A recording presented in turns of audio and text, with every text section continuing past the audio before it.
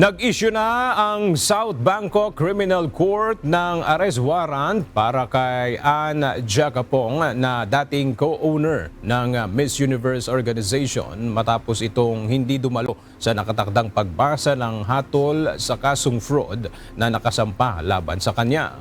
Ayon sa korte, hiningi ng akusado ang investment bonds na nagkakahalaga ng 30 million baht sa kabila ng kakulangan niyang bayaran ito.